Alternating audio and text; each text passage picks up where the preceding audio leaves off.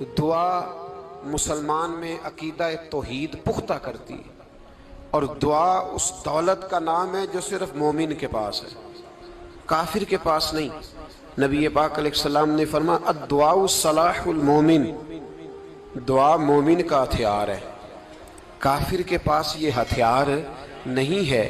مومن جب اپنے مالک کے حضور دعا مانگتا ہے نا، دنیا میں آپ کسی سے زیادہ مانگیں تو وہ ناراض ہو جاتا ہے، وہ کہتا ہے بھائی تو نے تو کام بنا لیا ہے، کل بھی دیا تھا، پرسوں بھی دیا تھا، روز روز تجھے کون دے؟ میرے نبی پاک علیہ السلام نے فرمایا جو اپنے رب سے زیادہ مانگتا ہے رب اس سے زیادہ راضی ہوتا ہے، زیادہ راضی ہوتا ہے۔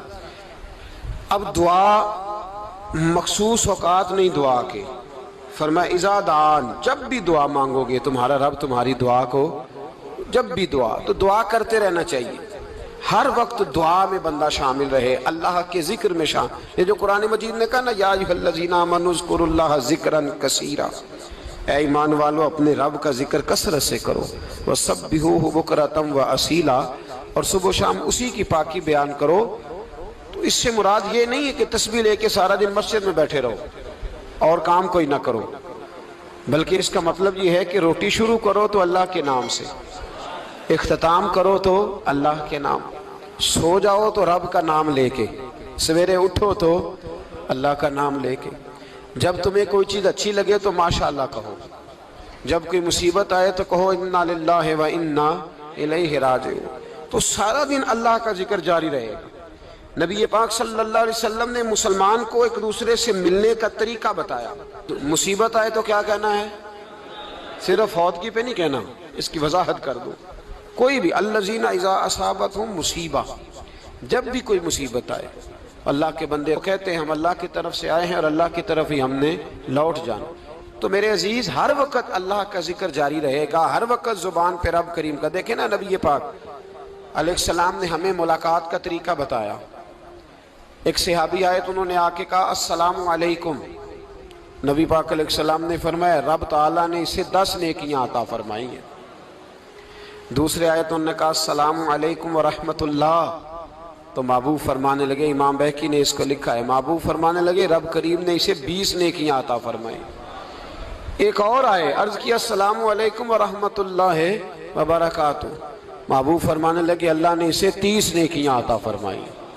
اچھا اس کا مطلب کیا ہے؟ السلام علیکم، تم پر سلامتی ہو، سادہ ترجمہ یہ ہے کہ تم سلامت رہو، تم سلامت رہو، ورحمۃ اللہ وبرکاتہ، تم پر اللہ کی رحمت بھی ہو اور اس کی برکتیں بھی ہو۔ وہ کیا کہتا ہے؟ وہ کہتا ہے وعلیکم السلام، تم پر بھی سلامتی ہو، ورحمۃ اللہ وبرکاتہ، اللہ کی رحمت ہو اور اس کی۔ یہ جو مسنون دعائیں ہیں نا جو حضور نے ہمیں دعائیں سکھائی ہر موقع پہ، ان کا کمال دیکھیے۔ اب ایک مسلمان نے آتے کہا السلام علیکم، اس کا مطلب کیا ہے؟ تم پر۔ اب وہ جھگڑا کرے گا اسے مارے گا، اس کا مال چھینے گا؟ اس نے تو آتے ہی کہا ہے تم پر سلامتی ہو۔ تو جو سلامتی کی دعا دینے والے ہیں وہ جیب تھوڑی کاٹیں گے، وہ غبن تھوڑی کریں گے، ڈاکہ تھوڑا ڈالیں گے۔ اسلام نے لفظ ہی وہ سکھایا ہے کہ فرمایا جب تم نے ملنا ہے تو تم نے دعائیں کرنی ہے ایک دوسرے کے لیے۔ اب ہمارے ہاں نئے نئے لفظ آ گئے، ٹیلی فون اٹھایا تو کہا ہیلو، اس کا کیا ترجمہ ہے؟ کون ہے؟ اس کا کیا ترجمہ ہے؟ جی جناب، اس کا کیا مطلب؟ ہم نے دیکھا بڑے بڑے سمجھدار لوگ السلام علیکم کی بجائے کہتے ہیں کیا حال ہے؟ بھئی کیا عجیب بات ہے، بھئی کیا حال ہے کا کیا مطلب ہوا؟ وہ بعد میں کرنے کی بات ہے۔ اور کچھ تھوڑا سا جو ادیب ہیں، جو بیچارے حروف کے پیچ و تاب میں رہتے ہیں، وہ کہتے ہیں آداب عرض ہے۔ وہ کیا ہوتا ہے جی؟ اسلام نے دعا سکھائی ہے السلام علیکم، یہ کتنی خوبصورت دعا ہے۔ جب آپ گھر کے اندر داخل ہوئے تو آپ نے دعا دی السلام علیکم، یہ دعا دی آپ۔ ایک صحابی حاضر خدمت ہوئے، عرض کی یا رسول اللہ صلی اللہ علیہ وسلم میرے گھر میں غربت رہتی ہے، کیا کروں؟ نبی پاک علیہ السلام نے فرمایا جب بھی گھر جایا کرنا گھر والوں سے سلام لیا کر، گھر والوں سے کیا کہا کر؟ السلام علیکم، جب بھی گھر جائے۔ یعنی گھر آیا، اب گھر والوں نے بتایا کہ ماچس کی ڈبیا تو لے آؤ۔ اب یہ دکان کونے پہ تھی گھر والے پہ، وہاں سے ماچس کی ڈبیا لے کے واپس گیا تو کہنے لگا السلام علیکم. پھر گھر والوں نے کہا ہو بتانا یاد ہی نہیں رہا, چینی بھی ختم ہو گئی ہے. تو یہ پھر گیا چینی لینے, لوٹ کے آیا تو کیا کہا؟ جب اللہ چاہتا ہے تو کہے, جب اللہ کے رسول چاہتے ہیں تو کہے. اس کا ترجمہ یہ ہے کہ تو کہہ, تو سلام لے. اللہ رسول چاہ رہے ہیں کہ تو سلام لے تاکہ تیرے گھر میں سلامتیاں ڈال دی جائیں. تو فرمایا سلام لینی ہے تو نے, اور ساتھ تو نے اس طرح کرنا ہے کہ 3 دفعہ سورۃ اخلاص کو پڑھنا ہے. امام قرطبی نے اس کو لکھا ہے. اس نے کہا حضور غربت بڑی ہے. غربت بڑی ہے تو کہ وظیفہ بتائیں. فرمایا جب بھی گھر جاؤ سلام لو اور 3 دفعہ سورۃ اخلاص پڑھو. وہ صحابی کہتے ہیں میں پکا ہو گیا. اب وہ کچھ دنوں کے بعد, کچھ عرصے کے بعد, کچھ مہینوں کے بعد واپس آئے تو صحابہ کرام علیہم رضوان فرماتے ہیں ہماری خواہش تھی کہ یہ کچھ بیان کرے, اب بتائے جو وظیفہ لے کے گیا تھا اس کا ریزلٹ کیا نکلا. کہتے اس نے بڑی حیرت انگیز بات کی, حیرت انگیز عجیب انداز میں. کچھ لوگوں کا دل ہوتا ہے نا کہ مجھے ملے میرے پڑوسی کو نہ ملے, اور کچھ کا دل ہوتا ہے یار مجھے بھی ملا ہے اور الحمدللہ میرے پڑوسی کو ملا ہے. تو صحابی جب حاضر ہوئے تو صحابہ کہتے ہیں ہمیں تجسس تھا کہ یہ کچھ بتائیں. تو حضور نے فرمایا کیا حال ہے تیرا؟ کہا یا رسول اللہ کمال ہی ہو گئی ہے حضور, میں جب بھی گھر جاتا ہوں سلام لیتا ہوں اور 3 دفعہ سورۃ اخلاص پڑھتا ہوں. میں تو امیر ہو ہی گیا ہوں, میرے تو ہمسائے بھی امیر ہو گئے. کتنا پیارا ہے یہ جملہ, کتنا حسن ہے. اتنا اچھا لفظ کسی اور کے پاس ہے ہی نہیں جو الفاظ ہمیں ہمارے رسول نے عطا فرمایا. اس کو اپنائیے, اس کو اپنائیے. یہ الگ بات ہے کہ لوگ مطلب کے لیے سلوٹ کر لیتے ہیں بڑا سارا, لیکن مطلب کے لیے نہیں. جس کو جانے اس سے بھی سلام لیں, جس مسلمان کو نہیں جانتے اس سے بھی. تو نبی پاک نے ہمیں مسنون دعائیں سکھائیں. رات کو جب سونے لگیں اللہ کے رسول صلی اللہ علیہ وسلم نے ہمیں دعا سکھائی. حضور نے فرمایا جب سونے لگو تو مسلم شریف میں فرمایا تم نے یہ دعا پڑھنی, اللہم باسمک اموت و احیا. تم نے کہنا اے اللہ میں تیرے نام پر مرتا ہوں اور تیرے نام پر جیتا ہوں.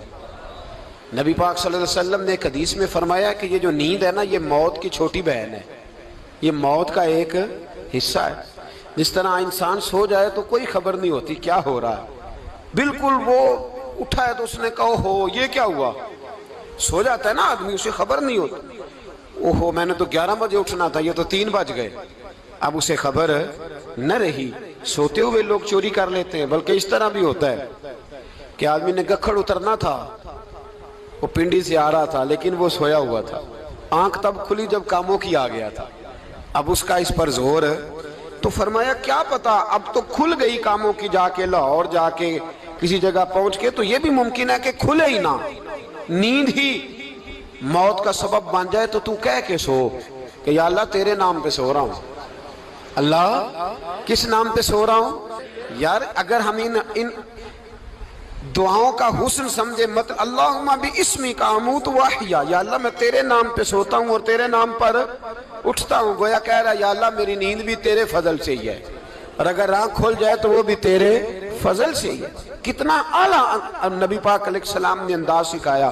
اور پھر بخاری شریف میں حدیث موجود ہے, فرمایا جب اٹھو تو کہو الحمدللہ الذی احیانا احیانا بعد ما اماتنا والیہ النشور. فرمایا جب تم سو کے اٹھو تو پھر کہو اے اللہ ساری تعریفیں تیرے لیے, تمام تعریفیں جس نے ہمیں موت کے بعد حیات دی. موت کے بعد فرمایا احیانا بعد ما اماتنا, ہمیں مرنے کے بعد گویا اللہ کا شکر ادا کر کے آنکھ کھل گئی. دیکھیں کس طرح اسلام مسلمان کو اللہ کے ساتھ جوڑتا ہے. فرمایا شکر کر, آنکھ کھل گئی. کہ یا اللہ تیرا شکر ہے تو نے موت کے بعد ہمیں دوبارہ حیات عطا فرمائی, یہ شکر ادا کرو. گویا تم یہ نہ کہنا کہ میں اٹھ گیا ہوں تو میرا کمال ہے, یہ نہ سمجھنا میں اٹھ گیا ہوں تو میں بڑا پابند ہوں, جب میں ارادہ کر لوں کہ میں نے 11 بجے اٹھنا ہے تو پھر میں اٹھ جاتا ہوں. یہ نہ کہنا کہ یہ الارم بڑا اچھا ہے, یہ مجھے اٹھا لیتا ہے. ذہن کے اندر خیال کر کہ نیند تو موت کی طرح تھی, یہ جو میں اٹھ گیا ہوں تو اپنے رب کے فضل سے اٹھا ہوں. جو میں اٹھ گیا ہوں, جو ابھی اٹھے ہیں وہ تو بول دینا کم از کم کہ میں اپنے رب کے فضل سے اٹھ گیا. تو دعا سکھائی. پھر دیکھیے نبی پاک صلی اللہ علیہ وسلم نے فرمایا جب تم بیت الخلاء میں جاتے ہو نا, واش روم میں جاتے ہو, تو گندی چیزیں ہوتی ہیں وہاں، شیطان ہوتے ہیں، جنات ہوتے ہیں۔